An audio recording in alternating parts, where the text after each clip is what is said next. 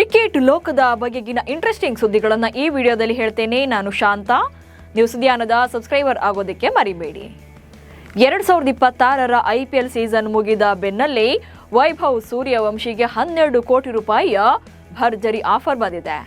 ಪ್ರಮುಖ corporate tyre ಕಂಪನಿಯೊಂದು ತಮ್ಮ brand ಲೋಗೋವನ್ನು Suryavanshi ಅವರ ಬ್ಯಾಟ್ ಮೇಲೆ ಪ್ರದರ್ಶಿಸೋಕೆ ವೈಭವ್ಗೆ ಬರೋಬ್ಬರಿ 12 ಕೋಟಿ ರೂಪಾಯಿಗಳ ವಾರ್ಷಿಕ ಸ್ಪಾನ್ಸರ್ಶಿಪ್ ಆಫರ್ ಅನ್ನು ನೀಡಿದೆ ಎಂದು ವರದಿಯಾಗಿದೆ.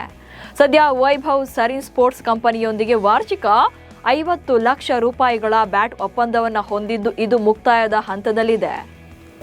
ರಿಟರ್ನ್ ಇಂಪ್ಯಾಕ್ಟ್ ಮಾಡೆಲ್ ಪ್ರಕಾರ ವೈಭವ್ನಿಂದ RR ಫ್ರಾಂಚೈಸಿ ಬರೋಬ್ಬರಿ 30% ಲಾಭ ಪಡ್ಕೊಂಡಿದೆ. ಹರಾಜಿನಲ್ಲಿ 1.10 ಕೋಟಿಗೆ RR ತಂಡಕ್ಕೆ ಸೇರಿದ ವೈಭವ್ ತಂಡಕ್ಕೆ 34.97 ಕೋಟಿ ರೂಪಾಯಿ ಲಾಭವನ್ನು ಮಾಡಿಕೊಟ್ಟಿದ್ದಾರೆ. ಅಂದರೆ 30 ಕೋಟಿ ಸಂಭಾವನೆ ಪಡೆಯುವ ಆಟಗಾರನಿಗಿಂತ ಸಿಗುವಂತ ಪ್ರದರ್ಶನವನ್ನು ರಾಜಸ್ಥಾನ ರಾಯಲ್ ಫ್ರಾಂಚೈಸಿ ಕೇವಲ 1.10 ಕೋಟಿಯ ಹೂಡಿಕೆಯಲ್ಲೇ ಪಡ್ಕೊಂಡಿದೆ. ಇನ್ನು ಅರ್ಥವಾಗುವಂತೆ ಹೇಳಬೇಕು ಅಂತಂದ್ರೆ ವೈಭವ್ನಿಂದ ಪ್ರತಿ 1 ರೂಪಾಯಿಗೆ ಹೂಡಿಕೆಗೆ 31.79ರಷ್ಟು ಮೌಲ್ಯದ ಆಟ ಮರಳಿ ಸಿಕ್ಕಿದೆ. 2027ರ IPL ಮಿನಿ ಹರಾಜಿನಲ್ಲಿ ಯಾರೆಲ್ಲ ಔಟ್ ಆಗ್ತಾರೆ ಎನ್ನುವಂತ ಚರ್ಚೆ ಶುರುವಾಗಿದೆ. ರಾಯಲ್ ಚಾಲೆಂಜರ್ಸ್ ಬೆಂಗಳೂರು ಪರ ಅಭಿನಂದನ್ ಸಿಂಗ್ ಈ ಬಾರಿ 3 ಪಂದ್ಯಗಳನ್ನಾಡಿದ್ದಾರೆ. 3 ಪಂದ್ಯಗಳಲ್ಲಿ 58 ಎಸೆತಗಳನ್ನು ಎಸೆದಿರುವಂಥ ಅಭಿನಂದನ್ ಪಡೆದಿರೋದು 3 ವಿಕೆಟ್ ಮಾತ್ರ. ಅದೆಲ್ಲಕ್ಕಿಂತ ಜೊತೆಯಾಗಿ ಬರೋಬ್ಬರಿ 122 ರನ್ಗಳನ್ನು ಬಿಟ್ಕೊಟ್ಟಿದ್ದಾರೆ. ಹೀಗಾಗಿ ಅಭಿನಂದನ್ ಸಿಂಗ್ ಅವರನ್ನ ಮುಂದಿನ ಸೀಸನ್ಗಾಗಿ RCB ತಂಡ ಉಳಿಸಿಕೊಳ್ಳೋದು ಡೌಟ್ ಇದೆ.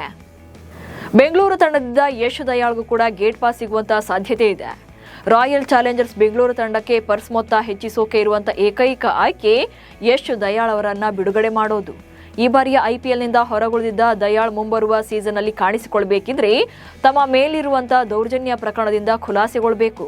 ಇಲ್ಲದೇ ಇದ್ರೆ RCB 5 ಕೋಟಿ ರೂಪಾಯಿ ಬೆಲೆ ಯಶ್ ದಯಾಳ್ ಅವರನ್ನ ಬಿಡುಗಡೆ ಮಾಡೋದು ಪಕ್ಕಾ ಇದೆ.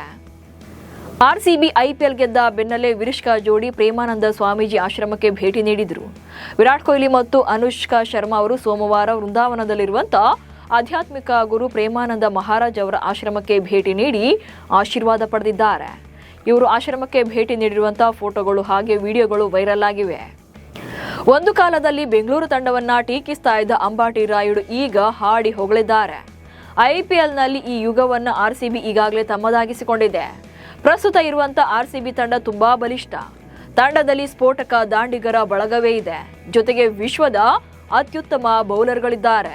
ಹೀಗಾಗಿ ಬಲಿಷ್ಠತೆಯ ವಿಚಾರದಲ್ಲಿ ಬೇರೆ ಯಾವುದೇ ತಂಡ ಬೆಂಗಳೂರು ತಂಡದ ಹತ್ತಿರಕ್ಕೂ ಕೂಡ ಬರಲ್ಲ. ಅವರಿಗೆ ಸರಿಸಮನಾಗಿ ನಿಲ್ಲಬಲ್ಲ ಸಾಮರ್ಥ್ಯ ಹೊಂದಿಲ್ಲ ಎಂದು ಅಂಬಾಟಿ ರಾಯುಡು ಹೇಳಿದ್ದಾರೆ. ದೇಶೀಯ ಕ್ರಿಕೆಟ್ನಲ್ಲಿ ಭರ್ಜರಿ ಪ್ರದರ್ಶನ ನೀಡಿದ್ರು ಕೂಡ ಭಾರತ ತಂಡಕ್ಕೆ ಆಯ್ಕೆಯಾಗದ ಜಮ್ಮು ಮತ್ತು ಕಾಶ್ಮೀರದ ಸ್ಟಾರ್ ವೇಗಿ ಅಕೀಬ್ ನಬಿ ಅವರಿಗೆ ಕೊನೆಗೂ ಕೂಡ ಟೀಂ ಇಂಡಿಯಾದಿಂದ ಬುಲಾವ್ ಬಂದಿದೆ. ಅಫ್ಘಾನಿಸ್ತಾನ ವಿರುದ್ಧದ ಟೆಸ್ಟ್ ಪಂದ್ಯದ ಸಿದ್ಧತೆಗಾಗಿ BCCI ಅಕೀಬ್ ನಬಿ ಅವರನ್ನು ಅಧಿಕೃತ ನೆಟ್ ಬೌಲರ್ ಹಾಗೆ ಸ್ಟ್ಯಾಂಡ್ ಬೈ ಆಟಗಾರನಾಗಿ ಆಯ್ಕೆ ಮಾಡಿದೆ. ಅದರಂತೆ ಈಗ ಅವರು ಮುಲ್ಲನ್ಪುರದಲ್ಲಿ ಟೀಂ ಇಂಡಿಯಾ ಆಟಗಾರರಿಗೆ ಬೌಲಿಂಗ್ ಅಭ್ಯಾಸವನ್ನ ನಡೆಸಿಕೊಡ್ತಾರೆ.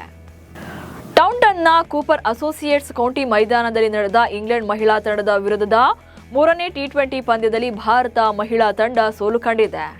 ಟೀಂ ಇಂಡಿಯಾ 20 ಓವರ್ಗಳಲ್ಲಿ 180 ರನ್ಗಳನ್ನು ಕಲೆ ಹಾಕಿತ್ತು. ಈ ಟಾರ್ಗೆಟ್ ಅನ್ನ ಬೆನ್ನಟ್ಟಿದಂತ ಇಂಗ್ಲೆಂಡ್ 18.4 ಓವರ್ಗಳಲ್ಲಿ 184 ರನ್ಗಳನ್ನು ಬಾರಿಸಿ 6 ವಿಕೆಟ್ಗಳ ಜಯ ಸಾಧಿಸಿದೆ. ಈ ಗೆಲುವಿನೊಂದಿಗೆ ಇಂಗ್ಲೆಂಡ್ ತಂಡ 3 ಪಂದ್ಯಗಳ ಸರಣಿಯನ್ನ 2-1 ಅಂತರದಿಂದ ಗೆದ್ದಿದೆ. ನ್ಯೂಜಿಲೆಂಡ್ ವರ್ಸಸ್ ಭಾರತ ಸರಣಿಯ ವೇಳಾಪಟ್ಟಿ ಪ್ರಕಟವಾಗಿದೆ. ಹೆಚ್ಚುವರಿಯಾಗಿ 2 ಏಕದಿನ ಪಂದ್ಯಗಳನ್ನು ನಡೆಸಲಾಗುತ್ತೆ. ಈ ಸರಣಿ ವಿರಾಟ್ ಕೊಹ್ಲಿ ಹಾಗೆ ರೋಹಿತ್ ಶರ್ಮಾ ಅವರ ಕೊನೆಯ ನ್ಯೂಜಿಲೆಂಡ್ ಪ್ರವಾಸವಾಗಲಿದೆ. ಹೀಗಾಗಿ ಅದರ ಲಾಭವನ್ನ ಪಡೆಯೋಕೆ ನ್ಯೂಜಿಲೆಂಡ್ ಕ್ರಿಕೆಟ್ ಬೋರ್ಡ್ ಕೂಡ ನಿರ್ಧಾರ ಮಾಡಿದೆ. ಈ ಇಬ್ಬರು ದಿಗ್ಗಜರು ಕಣಕ್ಕಿಳಿತಾ ಇರೋದ್ರಿಂದ ಪ್ರಾಯೋಜಕತ್ವ ಹಾಗೆ ಪ್ರೇಕ್ಷಕರಿಂದ ಉತ್ತಮ ಆದಾಯ ಗಳಿಸಬಹುದು. ಇದನ್ನೇ ಮನಗಂಡಿರುವಂತಹ ನ್ಯೂಜಿಲೆಂಡ್ ಕ್ರಿಕೆಟ್ ಬೋರ್ಡ್ BCCI ಜೊತೆ ಮಾತುಕತೆ ನಡೆಸಿ ಪಂದ್ಯಗಳ ಸಂಖ್ಯೆಯನ್ನು ಕೂಡ ಹೆಚ್ಚಿಸಿದೆ. ICC ಕ್ರಿಕೆಟ್ ಕೆನಡಾ ಮಂಡಳಿಯ ಸದಸ್ಯತ್ವವನ್ನು ತಕ್ಷಣದಿಂದ ಜಾರಿಗೆ ಬರುವಂತೆ ಅಮಾನತುಗೊಳಿಸಲಾಗಿದೆ. ಕೆನಡಾ ಕ್ರಿಕೆಟ್ ಮಂಡಳಿಯ ಆಡಳಿತಾತ್ಮಕ ವೈಫಲ್ಯಗಳು, ಭ್ರಷ್ಟಾಚಾರದ ಆರೋಪಗಳು ಹಾಗೆ ನಿಯಮಾವಳಿಗಳ ಉಲ್ಲಂಘನೆಯ ಹಿನ್ನೆಲೆಯಲ್ಲಿ ICC ಈ ನಿರ್ಧಾರವನ್ನು ಕೈಗೊಂಡಿದೆ. ಕೆನಡಾ ಕ್ರಿಕೆಟ್ ಆಡಳಿತ ಮಂಡಳಿಯನ್ನ ವಜಾಗೊಳಿಸಿರುವ ICC ಅಲ್ಲಿನ ಕ್ರಿಕೆಟ್ ವ್ಯವಸ್ಥೆಯನ್ನ ಸುಧಾರಿಸೋಕೆ ಶೀಘ್ರದಲ್ಲೇ ನಾರ್ಮಲೈಸೇಷನ್ ಕಮಿಟಿಯನ್ನ ನೇಮಿಸಲಿದೆ. ಅದರಂತೆ ನಾರ್ಮಲೈಸೇಷನ್ ಕಮಿಟಿ ನೆರವಿನೊಂದಿಗೆ ಕೆನಡಾದಲ್ಲಿ ಕ್ರಿಕೆಟ್ ಆಡಳಿತ ಮಂಡಳಿ ಮುಂದುವರಿಯಲಿದೆ. ಇವಿಷ್ಟು ಇವತ್ತಿನ ಕ್ರಿಕೆಟ್ ಬಗೆಗಿನ ಸುದ್ದಿಗಳು. ನಮಸ್ಕಾರ.